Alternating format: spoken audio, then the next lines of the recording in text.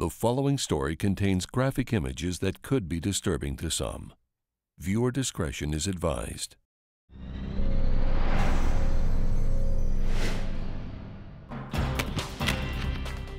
The kernel of the conflict in the Middle East begins with the Palestinian-Israeli conflict. It is in the self-interest of the United States to try to be an honest broker and try to bring this conflict to an end.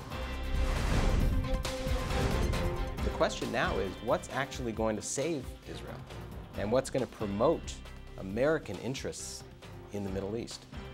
And it's a different set of policies. Madam Secretary, what's the most important thing I should know about what's happening between Israel, Gaza, and Hamas? It's a mess. We'll bring you the news tonight on Dan Rather Reports.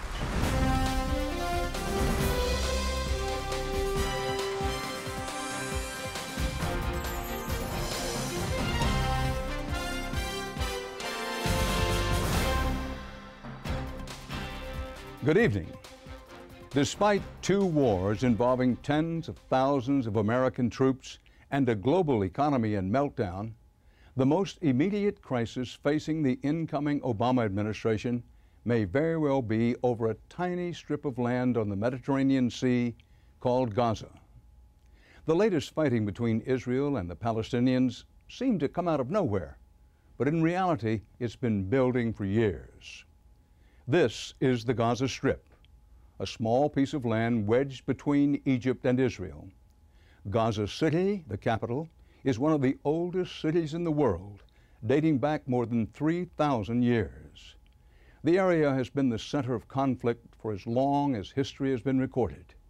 Today, the territory is ruled by Hamas, which is officially listed as a terrorist organization by the United States. And this, at least in the opinion of Israel and its allies, is what started it all. It's called the Qasem rocket. Small homemade rockets built by Hamas with Iranian help, no more than 6 feet long, no real guidance system, but packed with explosives. Target anywhere in Israel. Their range is less than 10 miles, but these small, inaccurate, unstable rockets are about to steer the foreign policy of the new President of the United States.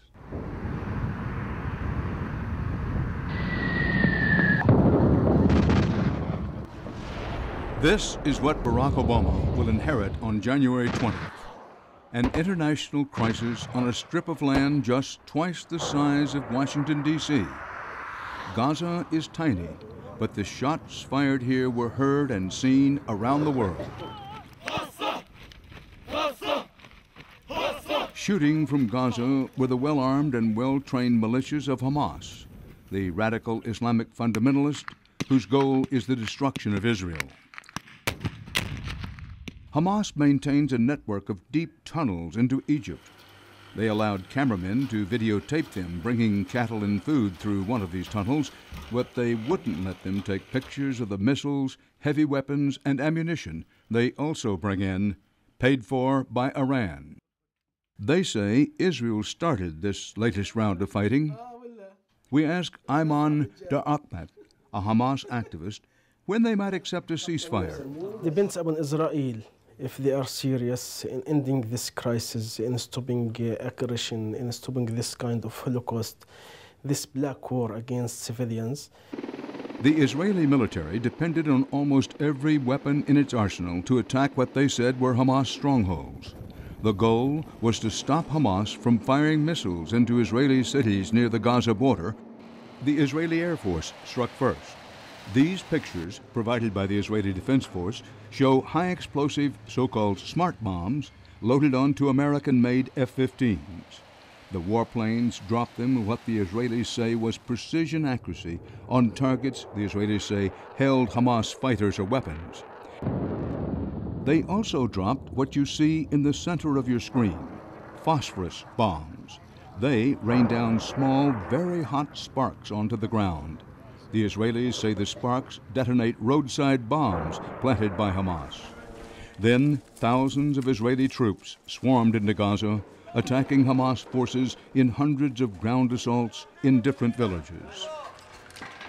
The Israeli army says its soldiers have killed several hundred Hamas fighters and destroyed many weapons, including rockets and landmines. But the collateral damage has taken the lives of hundreds more Palestinian civilians, many of them women and children. Palestinians say some 3,000 more have been wounded. Images like these, replayed often all over the Muslim world, have stirred rage at Israel and its ally, the United States. But this war has been very popular among Israelis. That's because 1 million civilians who live within 26 miles of Gaza have been the targets for years of Hamas rockets and mortars. We're in a situation in which we need to exercise the basic right of self-defense. We're talking today about nearly 1 million Israelis that are either in shelters or near shelters, and this is unacceptable. The rockets have destroyed homes and cars, but surprisingly, they killed a relatively small number of Israeli civilians. Still, ambulance crews in these towns are on permanent standby, and normal life has been destroyed. Israel wants the rockets to stop and wants Hamas stopped cold. The aim of the operation is a few things. First of all, to try and cripple Hamas's launching capabilities. And we're talking about thousands of rockets and mortars that targeted Israeli cities, Israeli communities, Israeli villages. The second aim is to try and decrease Hamas's ongoing motivation to carry out those terror attacks. But now, a new American president will have to deal with a 100-year-long war, a war that his predecessors and many other world leaders have tried to stop. Can Obama succeed where so many others have failed?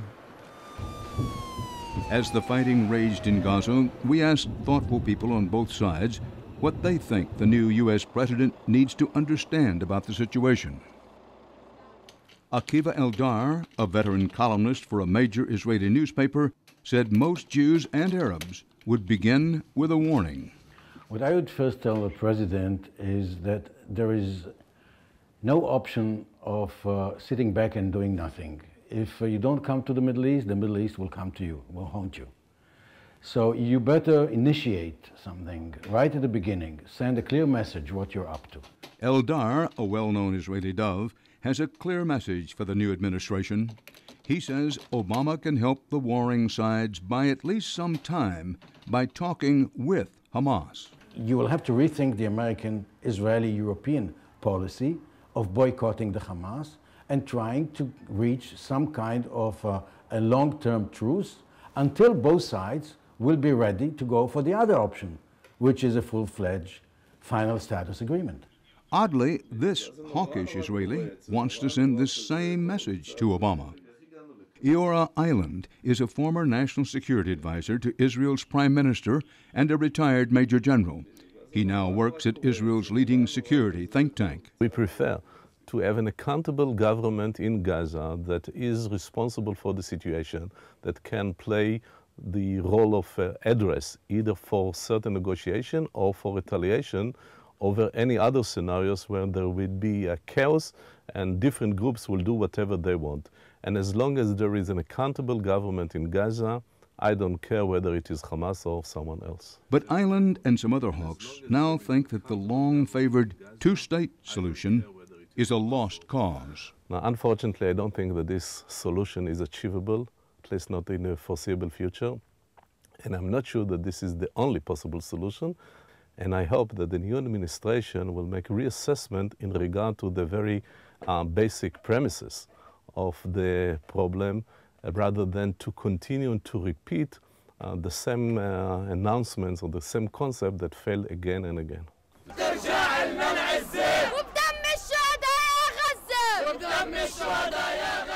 Many Palestinians who don't live in Gaza or support Hamas might agree that a two-state solution isn't a very good option. They just believe it's better than any other choice. George Jacobin, a professor at the Palestinian Birzeit University near Ramallah on the West Bank, is one of them. The kernel of the conflict in the Middle East begins with the Palestinian-Israeli conflict. This has been the source of other conflicts, and unless this is addressed, United States policy in the Middle East will remain one of generating considerable resentment, not only among Arabs but also among Muslims throughout the world. And it is in the self-interest of the United States to try to be an honest broker and try to bring this conflict to an end. Jacobin says internal Israeli politics, like the current election campaign, force candidates to play to Israeli fears and angers instead of appealing to their hope. The reason it has not been settled as a conflict is because it was left completely and totally to the domestic Israeli arena, to politicians to try to outbid each other, especially before elections. And it is here that both the United States and also European countries have a responsibility, which in my opinion they have not borne so far adequate. Mustafa Barghouti hopes Obama will accept that responsibility. Barghouti is a moderate member of the Palestinian parliament who has been calling for an end to the Israeli occupation for many years. He thinks Obama understands his cause. I look at Barack Obama and I hear Barack Obama and I listen to the values that Barack Obama speaks about, and I see his strong message of change. And I say to him, okay, here is your chance. This is a place where you can apply change, apply your values, get great respect, and most important, eliminate this horrible image of the United States in the Middle East. If the problem of Palestine is solved, there will be a very positive effect in the whole region. It will have a strong positive vibration in the whole area. But many Palestinians believe the Israelis and the Bush administration don't want to change the situation. This war on Gaza was nothing, in my opinion, but an Israeli effort jointly with Bush administration to destroy the potential of Barack Obama in changing the policy in the Middle East. The people you've met up to now are all in the mainstream of Middle East politics. Now we're going to take you to the far ends of the political spectrum. Arab or Israeli, the extremists have one thing in common: an absolute unbending belief that only one side can control the Holy Land. Palestine is an Arab land, and it is an Islamic land, it is a Christian land, it's a holy land, it's a land for all, and it reflects all over the world. It's having reflection all over the world. Unless they solve the Palestinian issue, it means that we'll have crises everywhere. When Hamas says crisis, it often means violence. Hamas has sent suicide bombers to kill Israeli citizens in restaurants and on buses. It also has a highly trained militia, and their fighters do more than just march and parades. With weapons and tactics imported from Iran, they spend many days training how to attack and destroy Israeli tanks and how to fight Israeli soldiers, employing classic guerrilla tactics. Israeli extremists rarely attack Palestinians. Instead, they build settlements in Palestinian areas and defy Arab militants to attack them. Rachel Saperstein, who served us soup before giving us an interview, came here from Brooklyn 40 years ago. She believes Israeli settlers are on the front lines, and she has a message for Obama. Mr. President, one thing that is so important to the safety of the United States of America is the safety of Israel. If Israel is being bombed, know that America will be punished as well. Punishment from God will come, Rachel and her husband Moshe believe, if Jews are forced out of any part of the Holy Land. The Israeli government forced them out of their Gaza settlement in 2005, and they now live here, inside Israel, just north of Gaza. The Sapersteins also believe God gave all of the Holy Land exclusively to the Jews, but they say they are willing to make what they see as a concession to Palestinians whose families have lived here for centuries. I would offer the Arabs living in Judea and Samaria, or as known as West Bank, I would offer them the very wonderful chance. Live quietly, live with your Israeli neighbors, no country for you. You're not capable at this point in history to run any kind of a country. You can't have it. The extremists are a minority among Israelis and Palestinians, but they have an outsized influence on political opinion, and neither is interested in sharing the land in any kind of two-state solution. Now, up next, a controversial new voice in Washington that says you can be pro-Israel and at the same time be critical of some of Israel's actions in Gaza.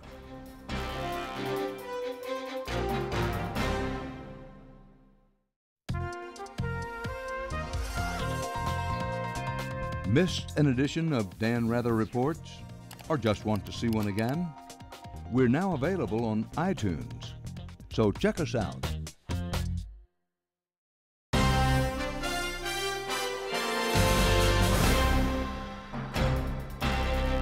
Welcome back. You've heard tonight about the situation on the ground in the Middle East, but there's little doubt that any long-term diplomatic resolution to the Israeli-Palestinian question is going to have to go through Washington, D.C. For decades, the United States has been Israel's strongest ally. Some say its only truly loyal friend. America has given Israel billions of dollars in aid and has consistently vetoed anti-Israeli measures at the United Nations. A lot of criticism of the Jewish state is, at the very least, tinged with anti-Semitism. And the support of American politicians for Israel has been a vital balancing force. With the most recent fighting in Gaza, there were the predictable protests against Israel around the world, while in Washington, D.C., the White House and almost every member of Congress from both parties spoke out in favor of Israel's right to defend itself. This has long been the status quo. But tonight, we're going to hear from a Jewish American who is trying to change the American-Israeli dynamic. He's found thousands of supporters, but critics call him naive or worse. The leadership and some of the institutions that have spoken for American Jews have drifted to the right, while our community is a naturally progressive center-left community. And so the leadership and the voices they've been hearing in Washington are out of touch with the base of the American Jewish community. Jeremy Ben-Ami is a Washington insider who was a senior policy advisor to President Clinton. He's been in this town for 25 years, and he knows that whenever it comes to Israel, the voice from Washington is one of unequivocal support. Just last week, Congress voted unanimously to back Israel's actions in Gaza. But Ben-Ami says the way we discuss the Israeli-American alliance needs to change. We're beyond the argument of is the U.S. a friend of Israel. We need to move to a different question. Well, as the record clearly shows, the United States of America, the people of this country, overwhelmingly have supported Israel. The view that Israel is the arsenal of democracy in a very hostile part of the world. Is it your view that this, what I will call unquestioning support of Israel, has been a mistake on the part of our country? No. What I would say to people in the American Jewish community is we won that fight. America is a staunch ally of Israel. The question now is what's actually going to save Israel and what's going to promote American interests in the Middle East. And it's a different set of policies. I'm actually just between two congressmen's offices right now. Now, Ben-Ami is trying to convince official Washington that a different set of policies, ones emphasizing diplomacy over armed conflict, should be at the top of the American agenda. Ben-Ami says for years he kept hearing from Jews around the country asking why there wasn't a more prominent voice addressing their desire for more diplomacy in Israel. So eventually, Ben-Ami quit his day job as a political consultant to take up the cause himself. Last April, he founded an organization he called J Street. Well, tell me how J Street got its name. Well, the grid of Washington, D.C. has all the letters running from A to W, but there's no J. And so our analogy is that we are filling a void in the political map of Washington, D.C. He designed J Street to be an effective Washington player, part lobbying group, part political action committee. The lobby works with Congress and works publicly to promote policies and positions that promote Israel's security, that are promoting peace in the Middle East. And the Political Action Committee, independently of that, supports candidates and endorses them and raises money for them who are willing to stand up and take those pro-Israel, pro-peace positions. And what is the mission of J Street? Number one is to change the dynamics of American politics when it comes to Israel and the Middle East, to allow a more open space for policy making and for policy debate. When it comes to lobbying for Israel in Washington, this sleek office building is the epicenter. It's home to AIPAC, the American Israel Public Affairs Committee. They're a must-stop for presidential candidates and are considered the second most influential lobbying group in Washington after the NRA, the National Rifle Association. AIPAC has a reputation for pushing a conservative agenda, but still has the ear of liberal politicians. It has more than 100,000 regular donating members, an endowment of over $100 million, and offices in 18 U.S. cities. We wanted to hear AIPAC's view of J Street, but our request for an interview was declined. Now, many Americans are familiar with AIPAC. AIPAC's been around for a long while. For those who know about it, I think it's fair to say that they believe it is the pro-Israeli, American, but pro-Israeli operation for representing Israel's interest in Congress and elsewhere. Yes, and AIPAC's done a terrific job over 30 years. In fact, I think they've created the manual that lobbyists and folks who want to have an impact in Washington should read and study. I think they do speak for a large number of the American Jews in this country on a wide range of issues. In our view, we are not setting J Street up to be in any way anti-AIPAC or an alternative to AIPAC. We believe that the agenda of peace and an agreement and a diplomatic settlement, a diplomatic resolution to all of these conflicts that have blown up yet again in the last 2 weeks, that is the only route to really secure Israel's long-term interests. And we feel nobody has actively promoted that sufficiently and has created the space for policymakers here to promote that. That's what J Street's about. It's not anti or pro any one organization. We have an agenda and a way of getting it done. Well, we're going to see Halverson on Thursday, so I don't feel as... let's definitely do Shingri. Hey, good to see you. Good to see you again. Yeah, thanks. Oh, is there a price? There's a price op-ed? Let's keep walking. Huh? We're in the halls of the Longworth House office building, and today is the day that the new members of Congress are getting sworn in for the 111th Congress. And they're all having open houses. They're having their constituents and friends and supporters come by to congratulate them, and it's our chance to say hello and say congratulations to the people that our independent PAC supported in the last cycle. A new political season is coming into focus on Capitol Hill, and a lot has changed since the last time Congress convened. Democrats now have a solid majority in both chambers. A new president is about to be sworn in, and Israel is fighting in Gaza. We have time. Yeah, we have time. We can do one more. I mean, look, chiefs of staff are what, 28, 29? So education, Israel, you know, we've got to be able to... Ben-Ami has his pitch ready for the members of the new Congress. As we have learned in Iraq and we've learned in other wars and conflicts, you can't necessarily defeat a political challenge and a movement through military means. And so the congressmen and women are trying to understand how should we talk about this to both show our support for Israel but express the nuance and the complexity of the moment. And we're trying to help with that. What is the exit strategy if you decapitate Hamas? There's been a tradition in the Congress which has been very supportive of Israel, and I share that position. California Representative Lois Capps is one of the 41 candidates endorsed by J Street in the last election.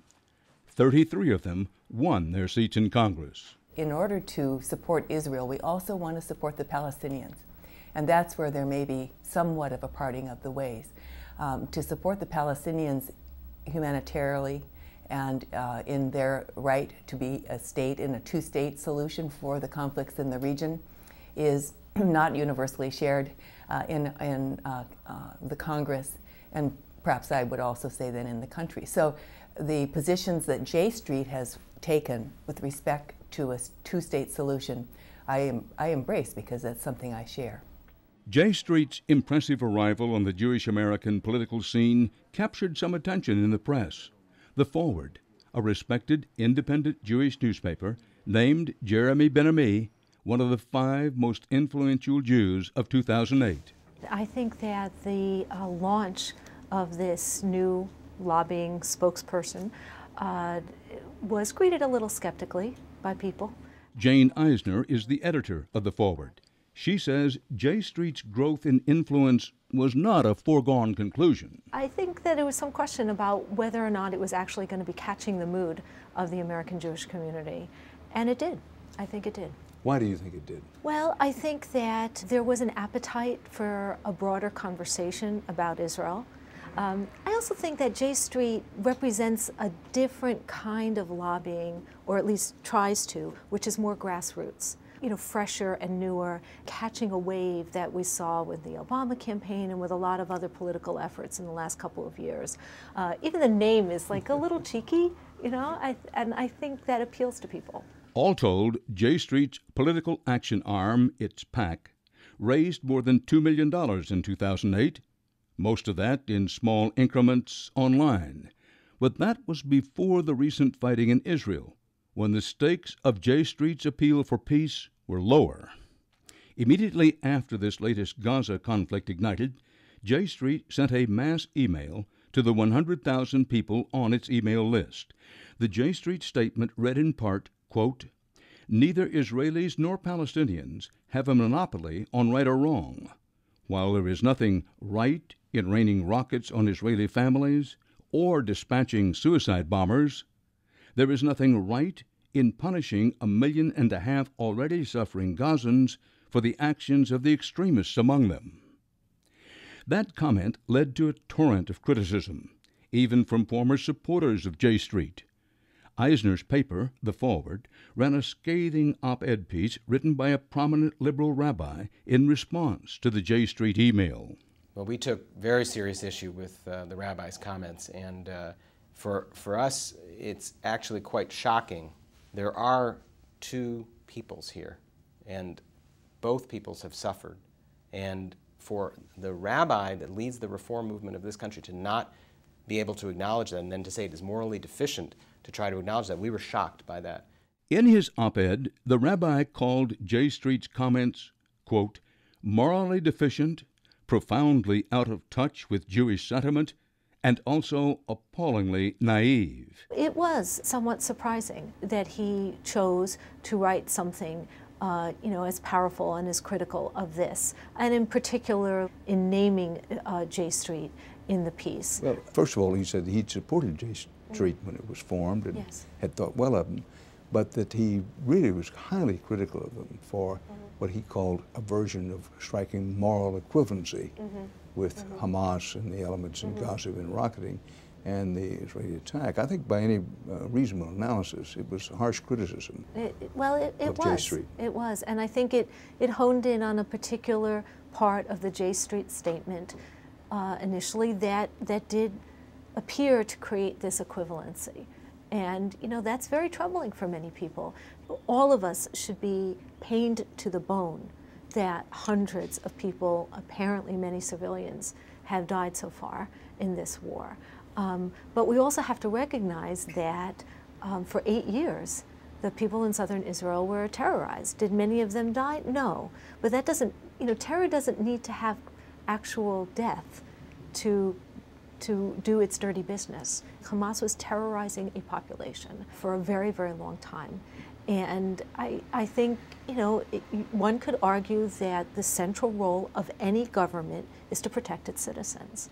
And so there's a very strong argument to be made there that that's what Israel was trying to do. It's a cold Sunday morning, and thousands of people turn out in front of the Israeli consulate in New York in a show of solidarity with the Jewish homeland. This demonstration is being sponsored by dozens of Jewish groups, representing a wide range of constituencies. The message is that Israel is in a time of need and that it has the unflinching support of the United States. If the Arabs are so concerned about the Palestinians, they should make an effort to help them. They send off purposely rocket fire from kindergartens and schools and hospitals, endangering their own people. Hamas is like a Nazis to their own people. It's horrendous. They don't value life. Hamas is like a culture of death. Look, when it comes to Israel, the Jewish community in America is it's like your family. So you complain about each other all the time with each other or on the phone with your sister-in-law. But then if someone is somehow attacking your family, you rally round. And I think that there's this always been this tension in the Jewish community in America when it comes to Israel, whether it's the Israeli government's policies or other things going on there, to try to both be supportive, but also to be, a loving critic. And that, tension has folks feeling that they can't really criticize the government in the same way in which, frankly, we know there's an incredibly lively debate in Israel all the time about the government's policies, who's ever in power. You've said that the right wing of the Jewish American community has, and I use your word, hijacked the debate about the Israeli-Palestinian conflict and controls what it means to be pro-Israel. Can you give me a few examples of this hijacking and control? The way in which a policy argument and a debate over what's actually best suddenly becomes a name-calling exercise where you are anti-Israel or anti-Semitic, which I've been called many times now in the past few days in particular, that's not a rational debate. And so by creating that atmosphere in which people are afraid to actually speak their minds, to talk rationally, that, to me, is hijacking the debate. When this program is over, and people say to me, which I expect some will, Dan, Rather, you talk to this guy with J Street. He seems reasonable, he seems intelligent, he certainly seems a supporter of Israel, but he doesn't understand that with Hamas and Hezbollah, that to negotiate with these kind of stone cold killers is a dead-end street and extremely dangerous for Israel. What am I to say to them? Well, I think that it requires a bit of nuance and sophistication to actually deal with this complex situation. Number one, there are deep, deep threats to the US and to Israel that come from nuclear weapons, that come from bioterror, that come from groups like Al-Qaeda, that come from and are stated by the leadership of countries like Iran or movements like Hezbollah. So those are threats and they need to be addressed. The question is, what's the best way to address them? And if you engage in a set of policies that deepen the hatred, that escalate the violence, do you play into the hands of the Al-Qaedas, of the Irans, of the Hezbollahs, and give the people the perception that that's the best choice, the people that live in the refugee camps and have not seen a political path forward? Wouldn't we be draining the swamps of terrorism if we actually followed a political path by creating the alternative that the people there will choose? And we have to give them a hope of a future, and we have to give them a political way to achieve what they want, which is their independence and their freedom. Debate about the future of the Palestinians is common and wide-ranging in Israel. It's this kind of discussion Ben Ami would like to see happening in this country. Well, anybody who's been to Israel, as I have any number of times, knows Israelis criticize their own government regularly. Oh, absolutely. The debate there is far broader than the debate here, and I find it, as I said, with my family at the dinner table, I find it in the halls of the Knesset, we find it in the newspapers, in the media of Israel. The debate there is broad and robust, and we should be able to have a similar discussion and debate here in the United States, particularly about what American policy should be, because we have a right as Americans to debate American policy. Whether you find Ben Ami's rhetoric compelling or dangerous likely depends on how you view the terms of the Israel-American alliance. The fact that organizations like Hamas and Hezbollah engage in brutal terrorism and advocate for Israel's total destruction is not in dispute, nor is Israel's right as a sovereign nation to defend itself and its citizens. The question is one that is as old as human conflict.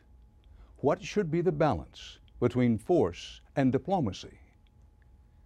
When we come back, we'll discuss this with a diplomat who has also advocated force, former U.S. Secretary of State Madeleine Albright. My conversation with Madeleine Albright when we return.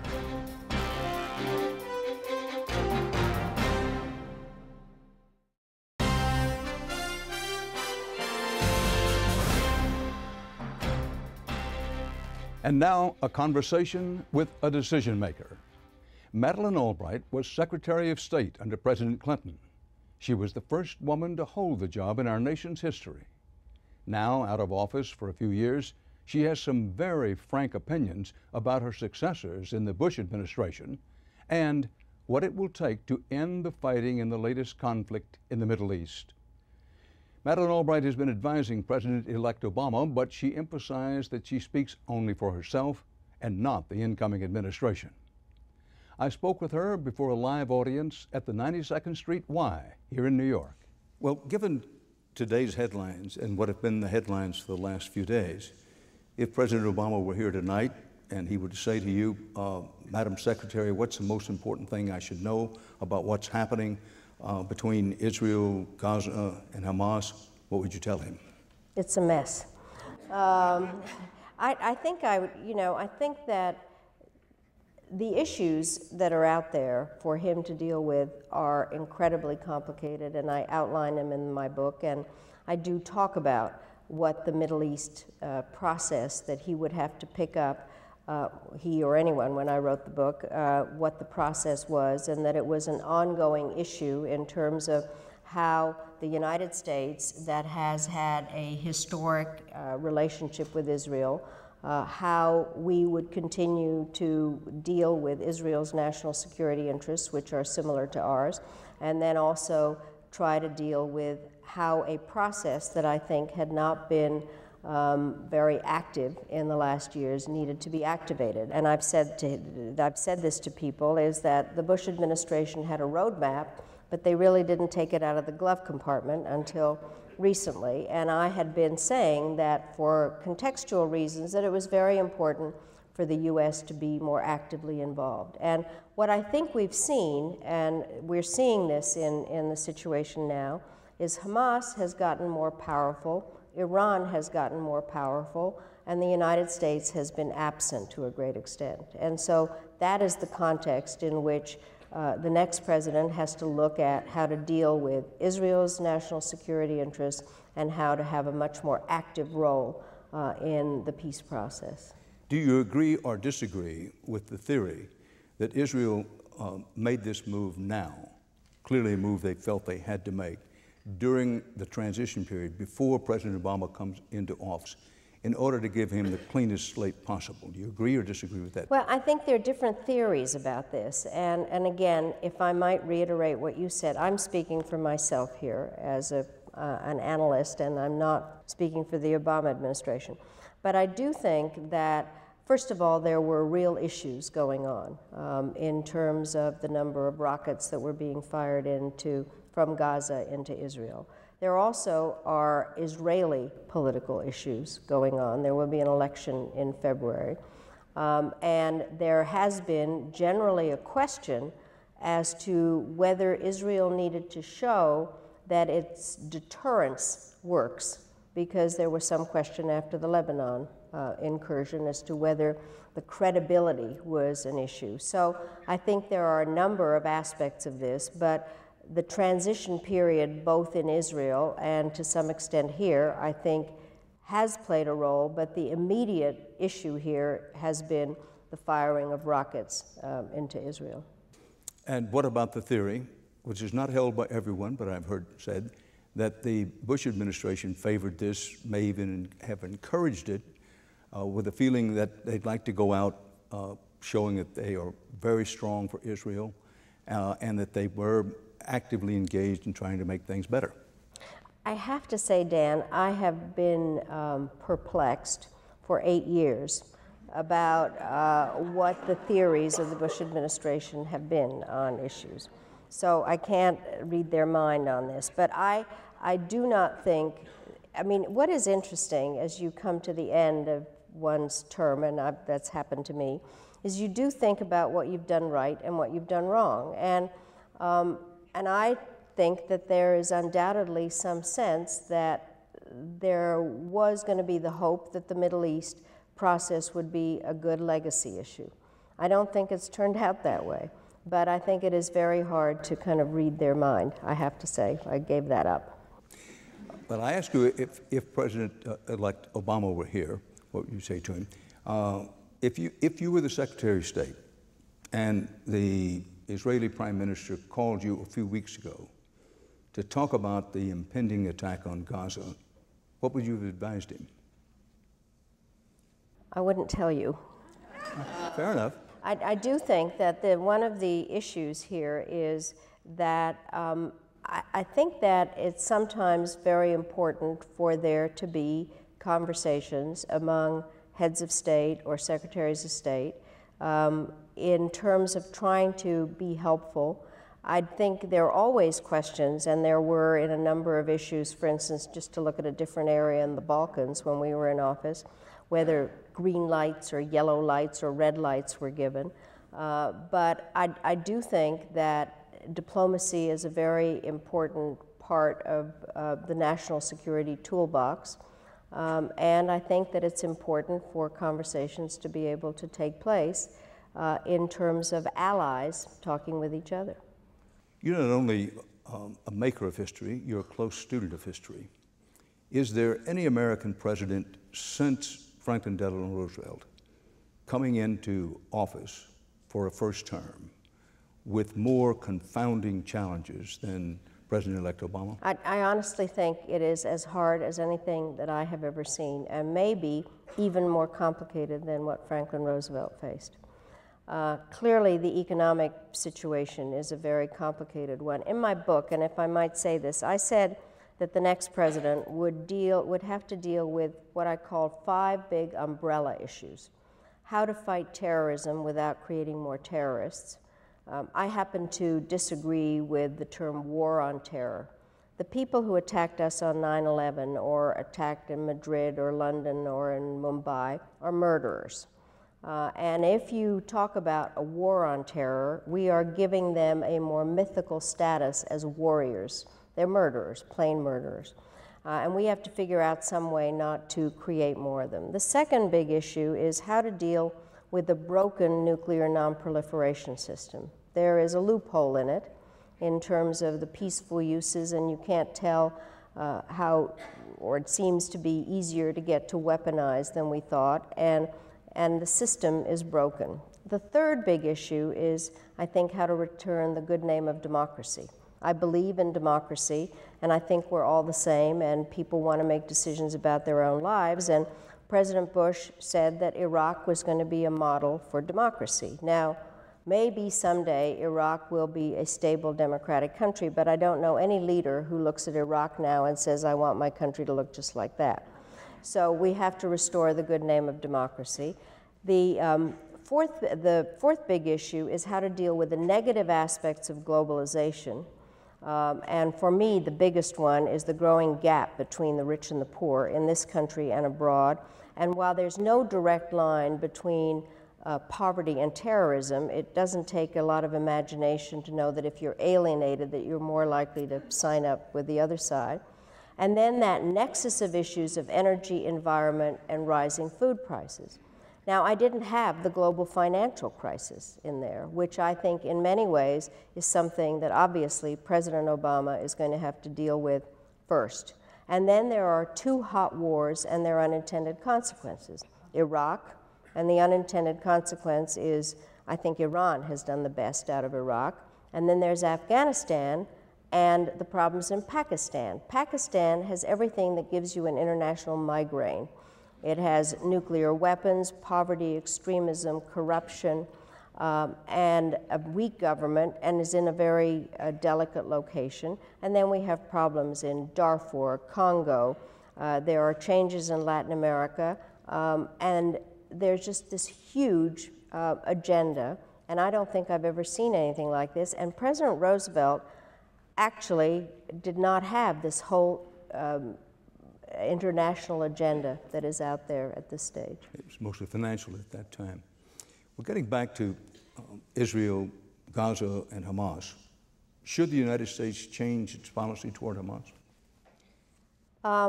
I personally, again, I'm the one that, let me just explain something. There were state sponsors of terrorism. There was a list of that. And then when we were in office, we did, in fact, create a list of terrorist organizations. And I was the first one that created that list. It was very complicated to do, and the Justice Department was very involved in it, and Hamas was on the list.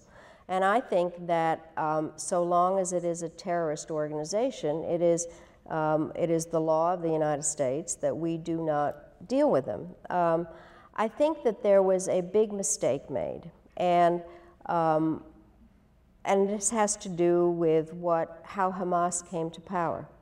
As I said, I believe in democracy, but I think if you're going to have elections and people participate in elections, one of the things you have to give up is terror as a weapon. And one of the reasons that we were able to move forward with some changes in Northern Ireland, for instance, was that the IRA split and Sinn Féin became the political body that eschewed terrorism. And I think the US made a mistake in terms of pushing for the elections at the time, thinking that Hamas would not win, and because there was no entry fee for entering into that. I think that other countries clearly deal with Hamas, and Egypt, I think, is one of the countries that is now trying to have some kind of a role in working towards a ceasefire or some kind of settlement. I want to get back to President-elect Obama for a moment. He's been keeping quiet about Gaza because he says President Bush should be the only one to speak on behalf of the United States. Another version, we only have one president at a time. But President-elect Obama has commented that, and I quote here directly, "The loss of civilian life in Gaza and Israel is a source of deep concern for me." Now, we both know how every word spoken by any leader about the Middle East is dissected beyond recognition. In this case, even the mention of concern for lives in Gaza has been interpreted by some as a departure from the Bush administration policies, especially in this case where Gaza was mentioned before Israel. One observer in Israel told me, "Seems like everyone here got Obama's message loud and clear, wrap up soon before the new guy takes over," unquote. I'm not sure that I could do that kind of an exegesis, Talmudic, of that language. But I do think that first of all, I think he's been very serious about the one president at a time. I also do think that he is concerned about the humanitarian aspects. I think if you listen to the discussion, I don't know anybody that isn't concerned generally about loss of life. I think that he's also and he said this in his statement, that he will be ready on day one. And that I think that would indicate that this is going to be a very high priority issue, and would have been under any circumstances. I think there had been a lot of discussion during the campaign about the fact that there had not been a very active American role, discussions about the need for an envoy or a peace team or some way that it would indicate that the United States was going to be involved more actively, and criticism of the fact that the Bush administration had not been. Your opinion, Madam Secretary, is reoccupying Gaza the only way Israel can destroy Hamas? I think that that is a very hard question. I don't know the answer to it, frankly. I think that it is untenable for people to be subjected to rocket attacks. I think it is an untenable situation. I also do think that it is very difficult.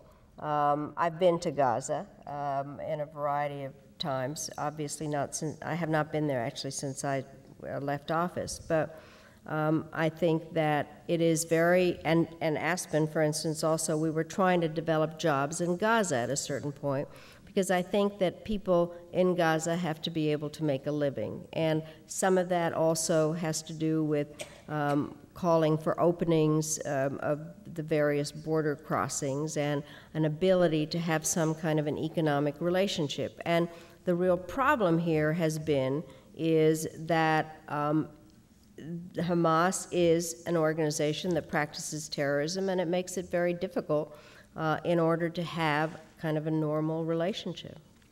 I have so many questions to ask you about the Middle East in general and about how foreign policy works, how it really works as opposed to how we may think it works. But before leaving the subject, at this moment, what do you think is the single most important thing for Americans to know and understand about what's happening with Israel, Gaza, and Hamas? I think that,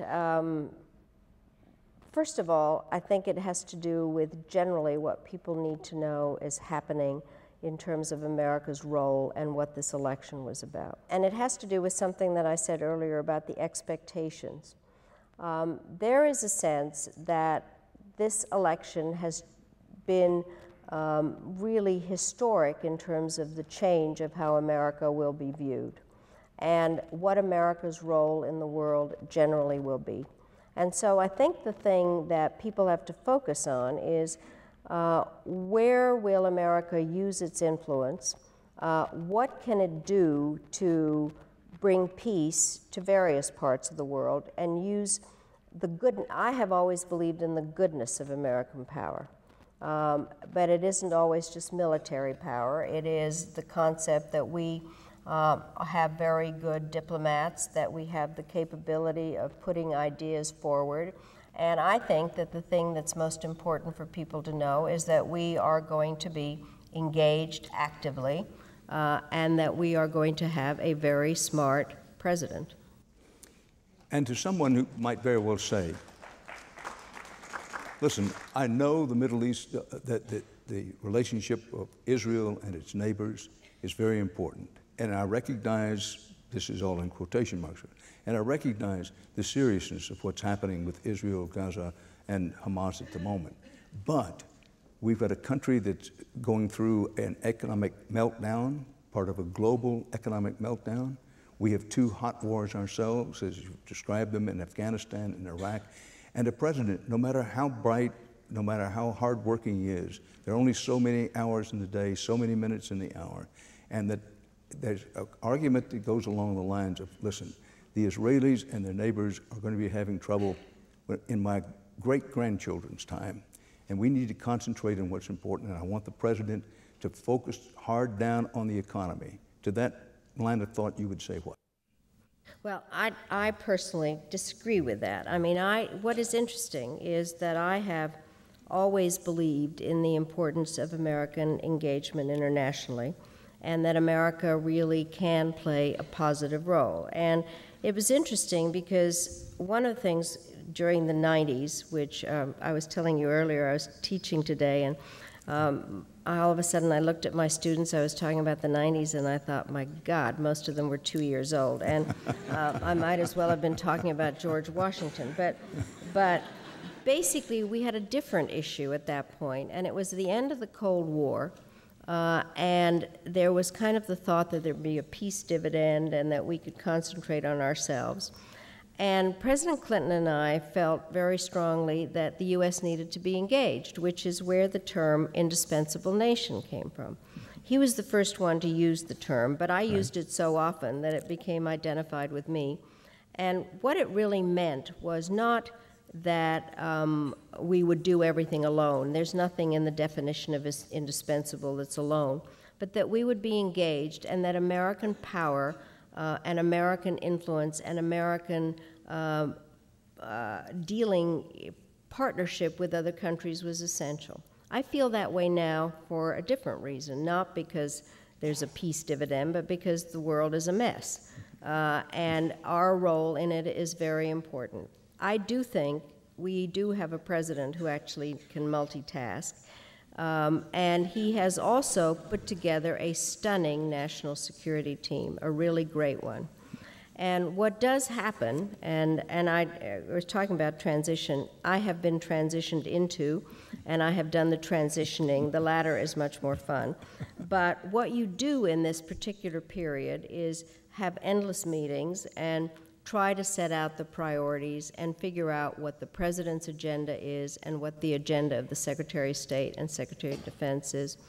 And I do think that he has put together a team that not only where he can focus a great deal on the economic situation, but it is global. And I think the important part is to realize that whatever solutions are in the United States also have to be dealt with internationally, and that he has a great Secretary of State who is also going to be able to deal with this issue. Former Secretary of State Madeleine Albright. Her new book is entitled Memo to the President.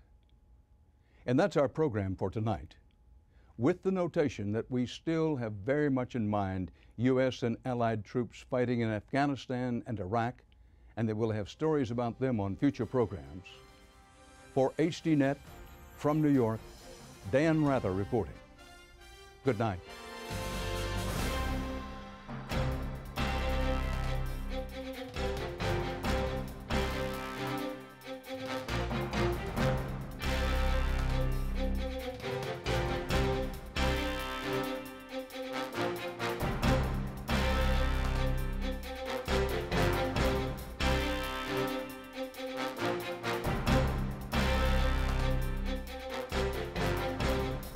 If you would like to add your name to an email list for information on upcoming programs, or if you would just like to send a question or comment, please email us at viewer@hd.net.